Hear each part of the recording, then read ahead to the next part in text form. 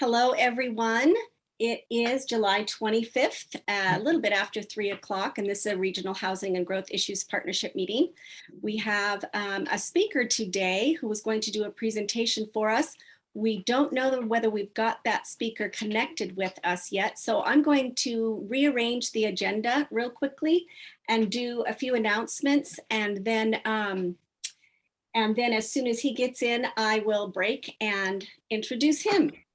So I will tell you today that Donna Phillips, Melissa Cleveland, Maggie Lyons, Carrie Thorson, and Candy Johnson, who are all enjoying this lovely summer weather, are not with us today. So if they had any information, they were going to text and call me about that. So I will share that here. I don't see David Callahan. But Brooke, do you have any updates from the county for us on the open space? None at this time. Okay, thanks, Brooke.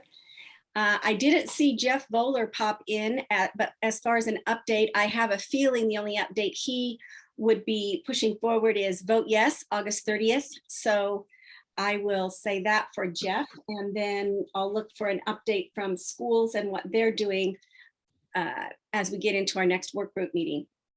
As I said, Maggie isn't here and neither is Carrie. I will let you know that HomeShare Kootenai County is back moving forward very quickly. We've added 3 new board members. So we have Donna Brundage, she's with Community Outreach with St. Vincent de Paul, and Vicki Jo Carey, who is a development director at Kroc Center and has also been a real estate appraiser and is on the Post Falls Planning and Zoning Commission, busy lady. So they've joined our board. We've got Donna and I have worked on a couple of grant and funding request operations. So we think that between with the next startup plan, you're going to see a lot more marketing and activity on and new matches on what HomeShare Kootenai County is doing. So that's kind of what is up there. I know that Lindsay's with us, but I think she said she had to pop out early. So Lindsay, do you want to give us a quick report on the housing task force through the Regional Realtors Association? Yes, hello. Happy Monday. I hope everyone's staying cool. We have not a significant update, but just kind of some chomping away at our to-do list. We're working on some potential property owners around Kootenai County to try and get a pilot project or, a beta here in town that replicates the Sandpoint or Bonner County project with the deed restrictions on tenure of residency and maybe even potentially employment. So we're looking for we kind of have a couple of leads on this and we're kind of working them. So I'm hoping to have an update on that in the next, couple of months. We're also continuing. We had Kiki come meet with our task force and present a couple of options to us. We felt we wanted to try and help obviously disseminate more information about this task force to our membership and educate them. So we're pushing out some educational, outreach information to our members and affiliates. Right now we have 2,500 people on that list about RHGIP, but then also about potential fundraising efforts. And I think we'll try and delve into that a little bit more, the fundraising aspect of it. And then the last thing I kind of wanted to update on is I reached out to Idaho Realtors lobbyist. His name is Max Pont, and he works really closely with our legislators down in Boise, and brought up the idea of, some sort of statutory change, like what do we have to do, or what kind of support or timing wise at the state level? Is there something we can do to create some permanency with this and some protection for landowners and developers and things like that? So we had a great discussion, and he's very fascinated about what's going on up here and in Sandpoint. And he said, now is probably not the time, this year, maybe not even next year. But the more we can get on board with this and the more proof of success that we have with this, the more likely we're going to be able to get people on a statewide level to support some sort of legislature. But he is optimistic about our efforts, and we are going to keep him in the loop, and he will kind of keep us in the loop as well on, the temperature of some sort of legislative change on this level, at least anything we can support through Idaho Realtors. But we're on his radar, we're on their radar. And so we'll just keep feeding them all the information that we're finding out, and hopefully between our efforts and people around the state and what he's exposed to in Boise, we can find our opening. Great. Thanks, Lindsay. And I will tell you that we had some other folks who wanted to get involved with how we could coordinate Panhandle Affordable Housing Alliance's funding revenue streams with fundraisers locally and incorporate the Idaho Home Partnership Foundation as an assistant with that. So there's still more interest percolating there, that we may be able to have some individual support for folks. So I'm going to, because I see Gary has gotten in with us now. And so I'm going to introduce Gary Hall, who's going to be speaking with us today. He is the current president of the North Idaho Building Contractors Association. He's the owner of Frontier Homes, and he did a lot of work with our National Home Building Association on the impacts of the construction industry in our community. So I think that's what Gary's going to talk to us about today. And he did say that he would take a few questions at the end. If you have those, just type them into the chat box and we can read them for you. So with that, I'll turn it over to Gary. Great, thank you. So is there a way for me to share my screen for this presentation? Should be at the top. I think there's a share screen button. Yeah, I've got that. And okay, so I need to.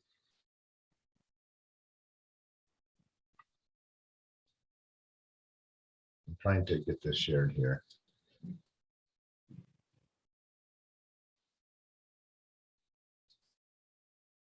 Can't copy this. I'm not sure how to do this, Kiki. Are you just trying to share the Zoom screen? Is your presentation up on your desktop? Okay, yeah, it is. It is. Okay, so oh, share screen right here. Yep, at the Go. bottom is, yeah. There should be a little green button. Got it. Yay, there you are. Okay, so now. Okay, here we go. So why am I here? I'm represented the Building Contractors Association, and I host a committee once a month. It's called Joint Government Issues, and it's a unique collaboration. We have representation from local jurisdictions. Kiki is a very ardent supporter of ours, and we often issues come up, and like affordability, does growth support itself, and things like these. So a month or so back, I was talking about the presentation that I'm putting together for a local municipality, and she asked if I could present it to this group here. So that's what I'm doing, and it's a little different, but so we have elected officials, and we have advocacy groups, and people that are in decision-making positions. And in order to make a good informed decision, we need proper data, right? So our group, NIBCA, paid for these reports in 2021. So this is data from 2021. Because of land and home values going up, it's slightly outdated, but still it works very well. So what I'm going to report on today are these two reports. So the local impact of home building in Kootenai County. So Kootenai County is actually all 5 jurisdictions plus the county, and that's what the numbers reflect that. So this first report, income, jobs, and taxes generated, sets up the next report. So we'll kind of quickly go through these pages. So Here's the executive summary. Home building generates substantial local economic activity, including new income and jobs for residents and additional revenue for local governments. The National Association of Home Builders has developed a model to estimate these economic benefits. The model captures the effect of the construction activity itself, the ripple impact that occurs when income earned from construction activity is spent and recycles in the local economy, and the ongoing impact that results from new homes being occupied by residents who pay taxes and buy locally produced goods and services. To fully understand the economic impact residential construction has on a local area, it is important to include the ripple effect and the ongoing benefits. Okay, so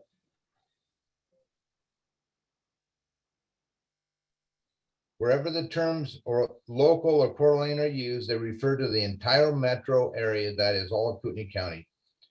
The report presents estimates of the impacts of building 1,500 single-family and 600 multifamily housing units based on the approximate number of permits pulled in the county in the last 12 months. So from 2020 to 2021 is the numbers that they compiled. So first of all, we're looking at single-family construction. The estimated one-year local impact of building 1,500 single-family homes in Kootenai County include $504 million in local income, $83 million in taxes and other revenue for local governments, and almost 8,000 local jobs.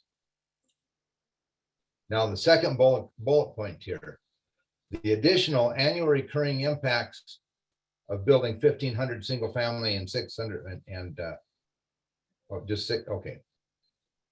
So these are ongoing annual local impacts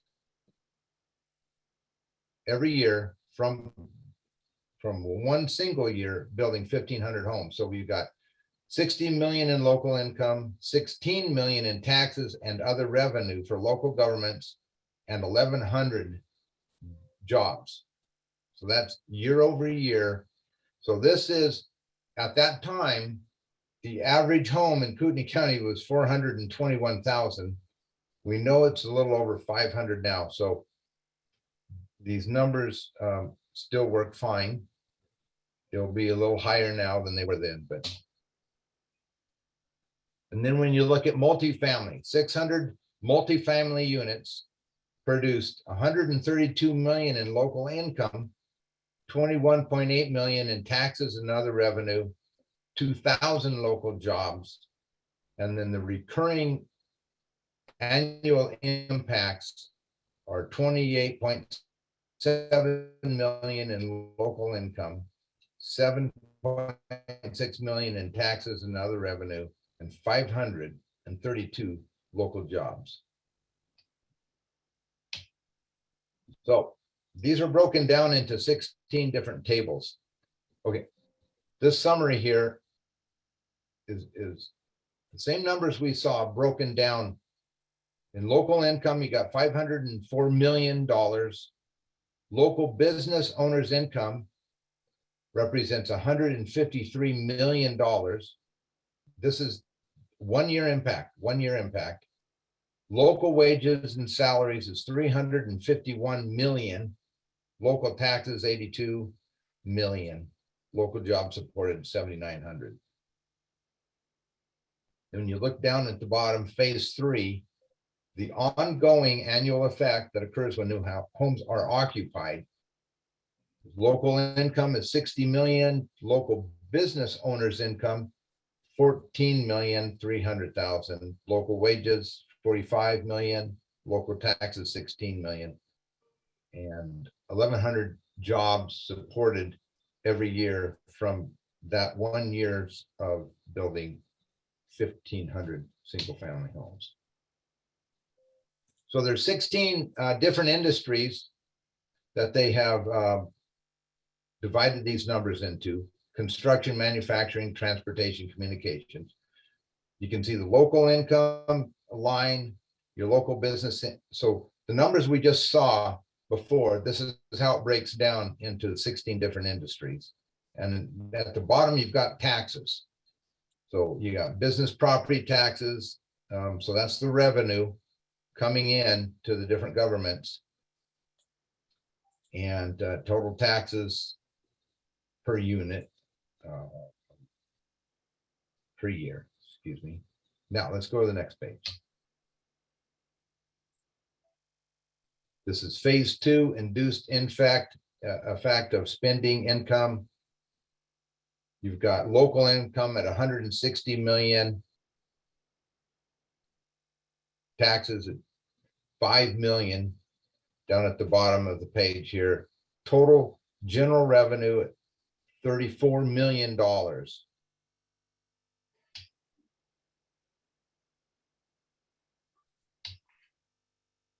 Now, we're going to go to why I'm really here. That's just setting up. I'm switching windows.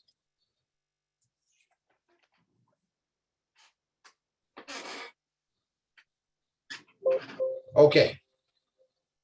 Here is where everything, the rubber hits the road right here.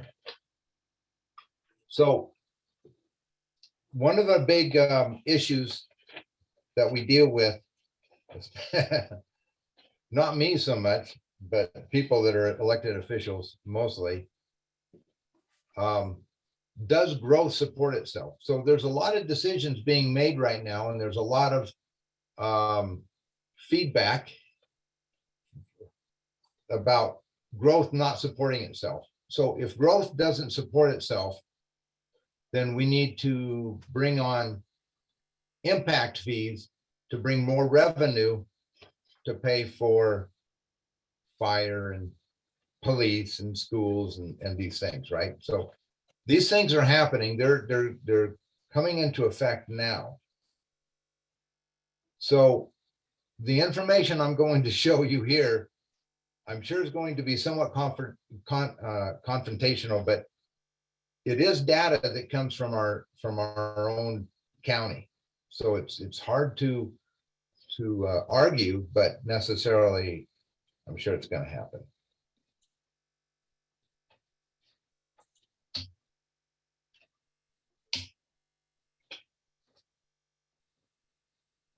First bullet point, halfway down. In the first year, this is combined 1,500 single-family units and 600 multifamily units combined. In the first year, $116.5 million in tax and other revenue came in. 5.1 million in current expenditures by local government to provide public services to net households at current levels, and 22 million in capital investments for new structures and equipment undertaken by local governments. This, Gary? go ahead. I don't think you updated your screen. We're not seeing that information. We just see that cover page, page 10. You might need to reshare that. Thank you. Oh, I'm glad you, it says I'm screen sharing, so. Yeah, but sometimes you have to reshare it, like click it again and then find a different tab and reshare it. There you go. Oh, great. Well, thank you for telling me. I just assumed you were looking at it. Okay. So cost compared to revenue. So this is the biggie right here. And this is really why I'm here today. So halfway down the first bullet point, it says in the first year, the 1,500 single family and 600 multifamily housing units built in Kootenai County that 1 year. So brought in $116.4 million in tax and other revenue, 5.1 million in current expenditures by local government to provide public services to the net new households at current levels, and 22.2 million in capital investments for new structures and equipment undertaken by local governments. The analysis assumes that local governments finance the capital investment by borrowing at the current municipal bond rate of 3.75%. In a typical year, after the first, the single family and multifamily units result in 23.6 million in tax and other revenue for local governments and 10.3 million in local government expenditures to continue providing services at current levels. The difference between government revenue and current expenditures is defined as an operating surplus. That's the controversial part right there. In this case, the operating surplus generated during the first year is large enough to service and pay off all debt incurred by investing in structures. And now I'm not going to my next screen.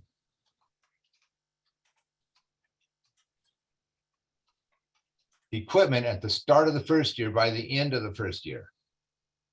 After that, future operating surpluses will be available to finance other projects or reduce taxes. Okay, here's the biggie right here. After 15 years, the homes will generate a cumulative 446 million in revenue compared to 172 million in costs. So this graph right here shows at the beginning, you got year number one, blue line is cumulative revenue, yellow line is cumulative cost. So projected out over 15 years, you're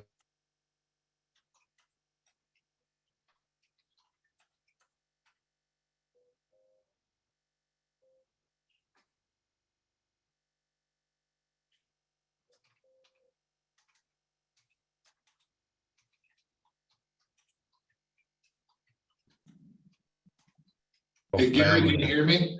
I think you Yes. froze there. Yes.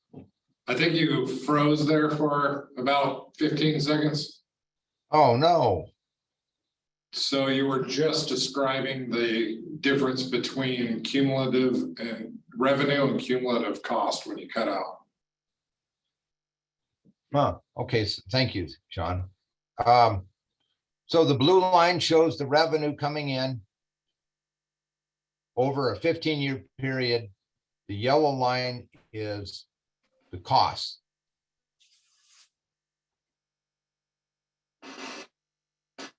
To maintain 15 years. According to the data, you have 274 million in surplus. So that's probably a hard pill to swallow for a lot of people. It certainly was an eye opener for me when I saw this. So that's combined multifamily and single family.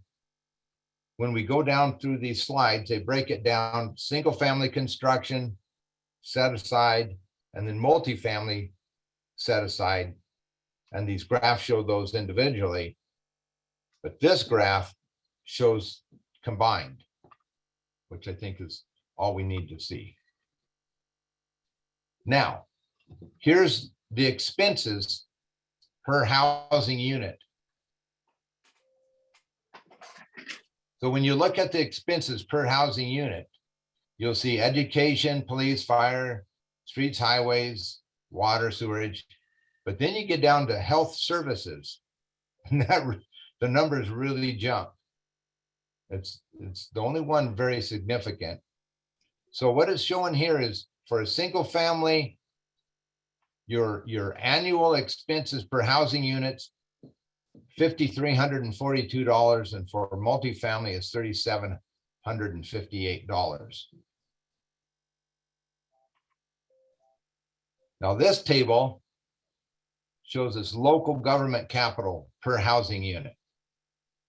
So schools, hospitals, other buildings, highways, streets, conservation, development, sewer systems, water, other structures.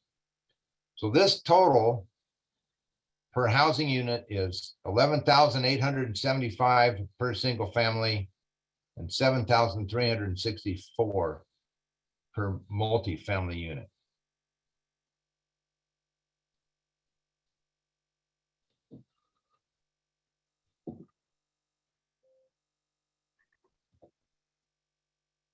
This breaks it down year over year. We don't really need to go into that.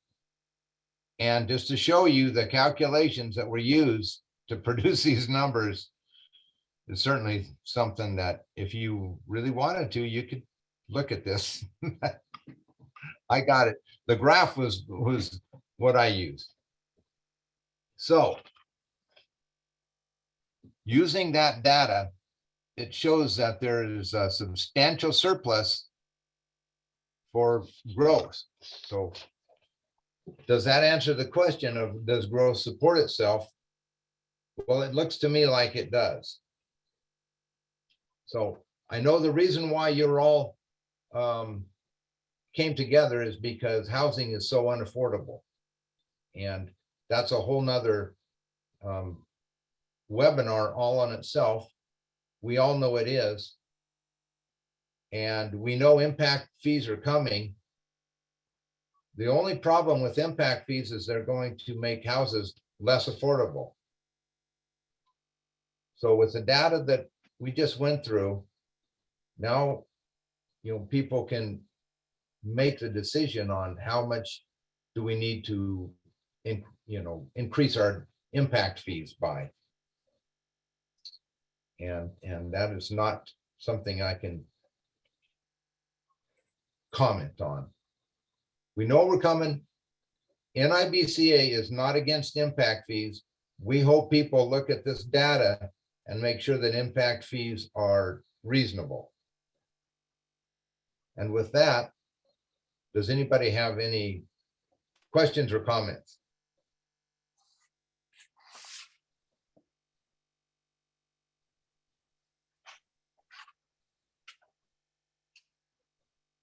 We look to have a quiet group here today, Gary. That's a lot of information.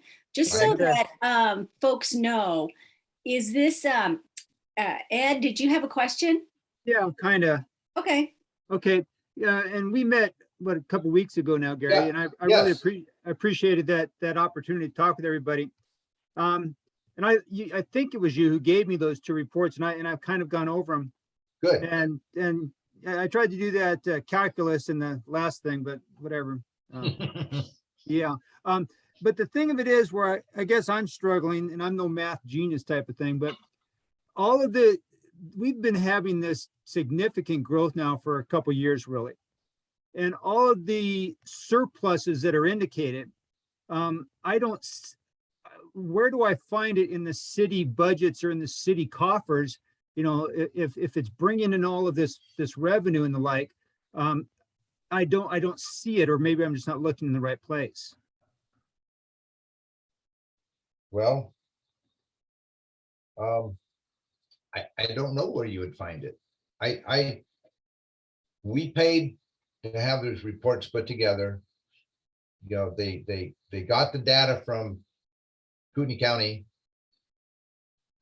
and I wasn't a member on that team, so I can't tell you where they got it. However, I did assume that I was going to get a question like that from either a council member or a city administrator.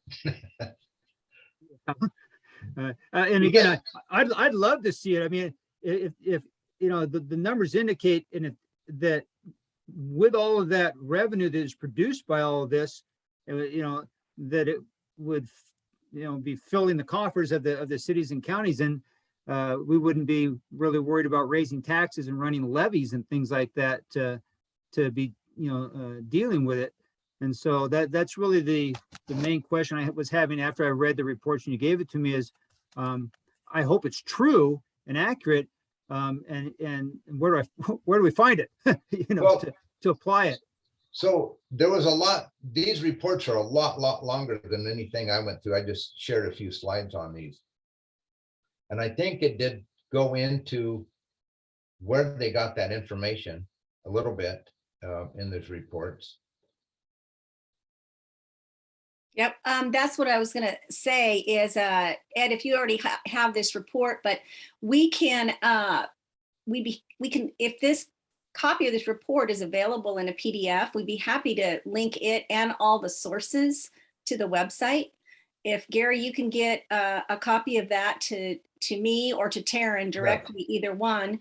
And I'm sure that there's got to be appendixes and there's sources cited in as to where all that information came from. There is. Great.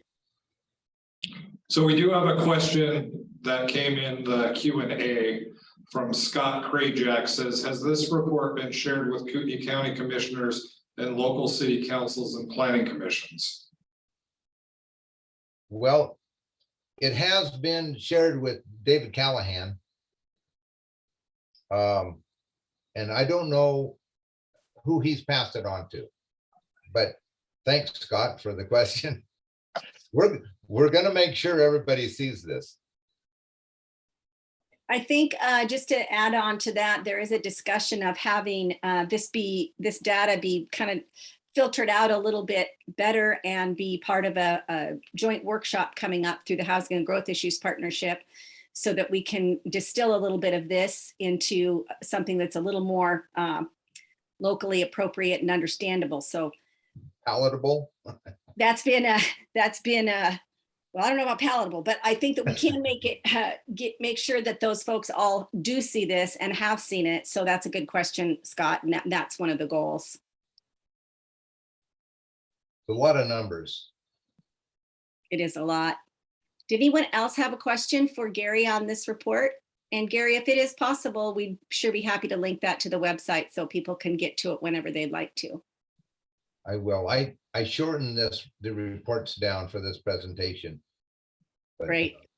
I can definitely I will send the entirety of these two reports to whoever you want me to. Okay, I'll catch up with you on that, Gary. Thank you very much for being here, Gary. We appreciate it. If there's no more questions, we'll move on to a couple of our last little pieces of business here. I wanted to tell you that I have about 7 different pilot projects kind of working myself on some of the things that we've been talking about through all of our subcommittees, and our housing, public safety and healthcare worker housing group is coming together, but not until the end of August. So there's just been scheduling with the summertime, and I think we all missed vacations for a few years. So everybody's trying to make up for that. So that one will have a great report on that one, and there's a lot of momentum behind that. We did have a good meeting with some of the working group team who are working some of these projects with Corey Phelps and Jack Hawkins. And Corey, if you're still with us, we got some great information about the allocation plan, and I think you can just kind of maybe summarize a little bit of the conversation that we had, and if you got good feedback and where we're at with the schedule on that ARPA funding update. Yeah, so I mean, not a lot to update, Kiki. We held the hearing and got all the comments, and I believe today we posted kind of a summary of the meeting on our website for anybody who kind of wants to see the comments that were made. We're now finalizing the allocation plan. Once that's been reviewed internally as well as by the governor's office, then we'll be able to post that. And it will kind of outline the time frame going forward as to when we would anticipate or when we would have the first round of competitive applications. It'll be in the fall. And I think from comments made, it'll, I think, reference kind of when we would anticipate, let's say an early 2023 application round if there's funds remaining after this first competitive round. But just trying as quickly as we can to get it in final format and get everybody's buy-off so that people can start to review that allocation plan and work towards getting projects teed up for this fall. Great. So we'll probably you'll have probably a lot more answers in a month as to where we're at with all of that. We've been waiting for it, and I think that sounds like the fall is the fall. So thank you, though. I do want to really sincerely, we had a great sit-down meeting with some of the planners and some of the local project leaders here, and had some great input, Q&A, and so really appreciated the time for us all to get up to speed on that. So thank you for that. And then I will just say we are still working at our work group meeting in 2 weeks. We are still talking about a joint workshop. We are building an agenda with all the topics that are kind of looking like it's going to be an accumulative summary of all the work that the Housing and Growth Issues Partnership has been doing, so that our planning and zoning commissioners can really start to get more up to speed on the toolkits, where we're at with things we can do and cannot do, and where the data is available for them. So that might give them an opportunity to give us feedback as to what some of their ideas are, what they want to see happening. And again, we're scheduling that for the first beginning of September, right after school started. We want to make sure we have a majority turnout of all of our planning and zoning commissioners, so that it's going to be consistent, and we have enough time to put together some real important information for them. I wanted to let you know that I have been talking with 2 other larger nonprofits about merging the Housing and Growth Issues Partnership with them. And we don't know what that will look like right now, but they are both similar missioned organizations, and it would allow the work that we've been doing to continue on with a more sustainable model than we have right now, but still keep all the same players involved. So there won't be changes in what we're doing, but we may just be adding on to another larger group and kind of melding our missions so that we can do better outreach, be more efficient, and be, funded and stable into the future. I think everyone knows that the housing problems that we're facing in Kootenai County aren't going to be solved. We're going to be able to move the dial in a certain way to do some things to help keep our communities healthy. And we believe we've got a good start on that, but this is going to be something that needs to be addressed on an ongoing basis. So I don't have anything else for you today on this agenda. I would open it up to anyone who may have questions. We'll try to answer those for you. And then we will have in 2 weeks an agenda coming out for our work group to start focused on that. We're keeping our polling light this summer for our advisory group, and we will just keep you informed as to what happens with the upcoming work this fall. Any questions for me or any of the panelists on the Housing and Growth Issues Partnership? Yay. Okay, well, thank you. I appreciate seeing you all. I appreciate all of your participation. I will get that new report, both of versions of it, connected to our website, and we'll make sure to ask you to remember to look at the weekly updates button on the website. We're going to continue to post information there. So if you missed something or you missed one of these meetings, you can get that little snapshot of what we've been up to and be able to keep yourself abreast of progress. So with that, I will thank you all again for coming and wish you a great rest of your day.